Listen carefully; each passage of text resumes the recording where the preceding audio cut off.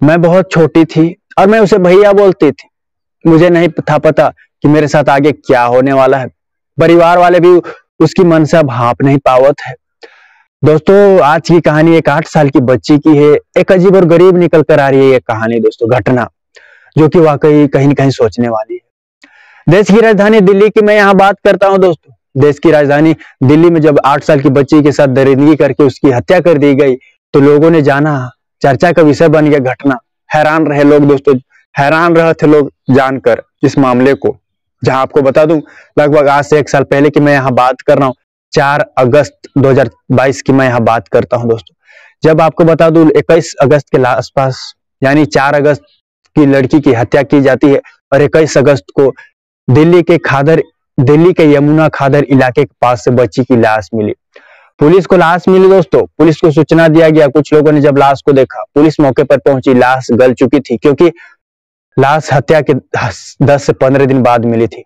लाश पहचान में भी नहीं आवा था पुलिस को कि भाई लाश इस कदर है। पुलिस भी हैरान थी, मामले की आगे कार्रवाई कर रही थी। लाश को शिनाख्त में लेके पोस्टमार्टम आगे कार्रवाई कर रही थी।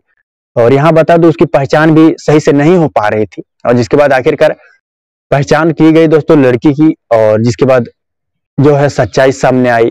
जहां बताया जाता है यमुना खादर इलाके के रहने वाला एक परिवार, उस परिवार में एक 7 से 8 साल की बेटिया रहती थी दोस्तों। वह बेटिया भी इस दुनिया में नहीं, क्योंकि 1 साल पहले उसकी हत्या कर दी गई। अब हत्या कैसे की गई दोस्तों, यह कहानी जहां बताया गया है। यहाँ जब बेटिया की हत्या की गई दोस्तों, उसकी कातिल को 21 अगस्त 2022 को गिरफ्तार किया जाता है। नाम मोहम्मद बताया गया, उम्र 26 वर्ष के आसपास बताया गया, जो कि उसके इलाके में ही रहने वाला है। यानी बेटिया जहां रहती थी उसके इलाके का ही रहने वाला वह मोहम्मद नाम का शख्स है। और मोहम्मद उसके लड़की के घर के आसपास टहलता रहता था। और परिवार वाले उसे अच्छे से जानते थे दोस्तों, क्योंकि वह रोजाना वहां आवत है। बेटिया पर उसकी बुरी नजर थी। बेटिया से वह गलत कार्य करना चाहता था, हवस में अंधा हो चुका था। और वह हर दिन, आपको बता दूं, उस लड़की को टॉफी देता था, लालच देता था खाने की। और जिसके बाद दोस्तों लड़की भी उसे भैया भैया कहकर उसके पीछे पीछे आती थी, जिसकी उम्र थी 7 से 8 साल। उसे क्या मासूम, उस मासूम को क्या पता दोस्तों उसके साथ क्या करेगा वो हैवान।